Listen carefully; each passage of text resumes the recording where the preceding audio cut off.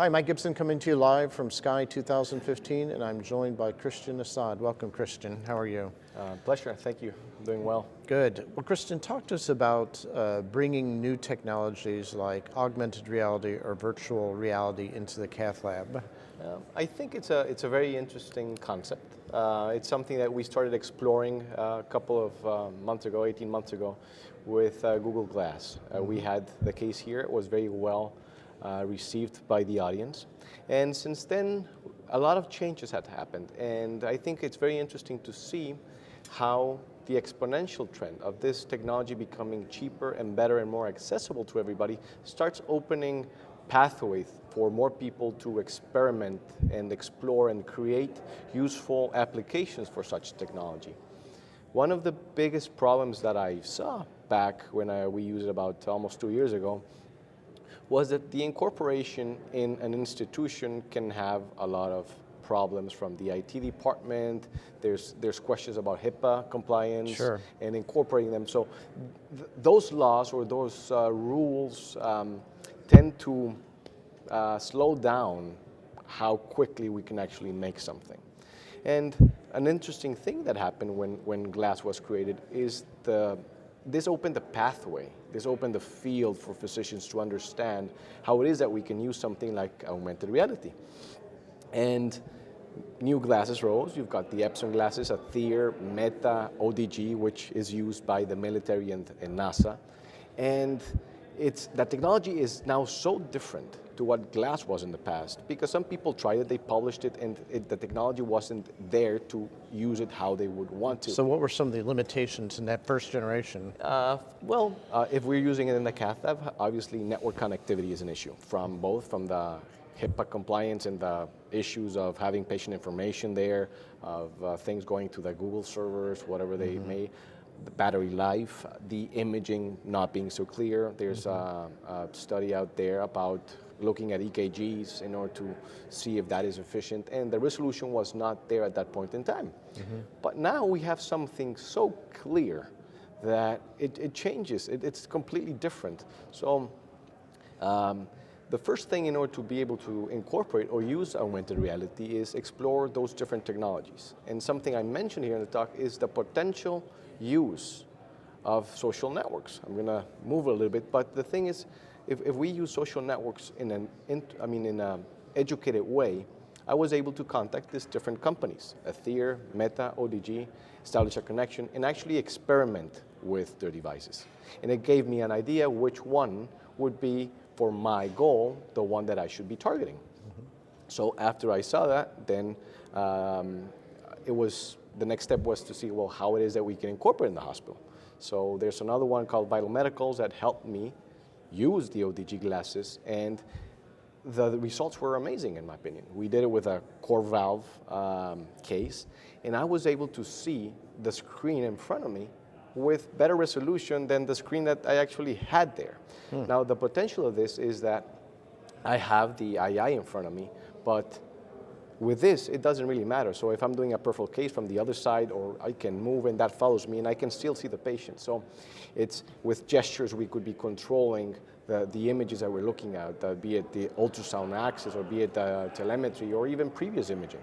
So the augmented reality is basically adding data or images to our point of view. And that is great. But it still faces a lot of restrictions because it's patient information being transferred in networks. Even though it's secure, it raises a lot of ifs and questions. So therefore, I mentioned something in the talk. In order to innovate, I tend to follow something that I do in the Cath lab. I got the concept of think like a hydrophilic wire. Is choose the path for least resistance. So for me, it was pretty intuitive that it was virtual reality. So I explored and used virtual reality, and as soon as I used it and I experimented with it, the first thing that came to mind for me was incorporating this in the Cath lab for medical education. There's no restriction there. So the only restriction would be getting the consent of the patient in order to film something. So hurdle number 2, how do I capture this situation and how can I show it to others? So it was a more daunting task than I thought, being able to incorporate the image. or the video. It can either be created or recorded. And I was lucky enough to have some collaboration with a company called Jaunt VR. So Jaunt VR helped me and to explore two cases. One was to explore the ultrasound guided access, which in our fellowship, we do a lot of advanced peripheral vascular disease, so it's crucial for patient safety to understand and have a clean access in order to do the procedure and then have a clean exit strategy. So we filmed it in a way that basically the individual, once he uses a virtual reality, the way I would describe it is like being a ghost inside that bubble or inside that particular time. So he looks left, he looks right. If he wants to focus on the screens, they're there. If he wants to focus on my hands or what I'm doing, everything is there. It's a way of not having to travel for a particular case to learn. And we see all those training courses over time. So now experts can actually be creating this type of content. We could create a network, not YouTube, not Vimeo, but something truly made by the medical community in order for us to share those skills that people have. And we can understand them. And then we can talk about haptic feedback and maybe interacting with that virtual reality itself, which is going to be beautiful in my opinion. That's how I see it happening. But what this realized, when I put that on and I saw the cases, it was pretty obvious. I mean, that for me was great, and it's very difficult for me to be able to translate you and make you understand what the virtual reality is without you experiencing. So I brought the gear here, and I've showed it to a lot of doctors, and as soon as they put them on, they understand the potential. So virtual reality, I think, is going to be a great thing. Now, the other thing is with VR being a platform that is used mainly for gaming or entertainment, we have to see that the average video gamer is 35 to 38 years old. So it's many of us here that many are video gamers. Some of my faculty, they're great video gamers, and that gives you a skill, a dexterity on anything. So if you want to incorporate to robotic intervention, then that could be incorporated with this, and learning curve will just dramatically increase. So, and that's what I was trying to show here, because even though many of the individuals here cannot record it, everybody can experience it. And how? Well, everybody that has a smartphone can actually see this. And by the year 2020, 80% of the adult population will have a smartphone. So smartphone with something like Google Cardboard, we put the phone, we put the cardboard, and they can experience that virtual reality. Ubiquitous networking, I mean, we have Facebook, we have Twitter, we have Virgin, putting satellites everywhere, for everybody to have internet. So even in remote places where people need to learn how to do a particular procedure to improve patient care, it's there. They go, they experience it, they live it. Might not be the same thing, but that's going to change as simulators and haptic feedback and incorporating certain gestures into that virtual reality. And I just think it's going to be a very exciting technology once more of us start playing with it. Do you think we're ever going to move beyond education into virtual reality being used to do robotic surgeries remotely? I do.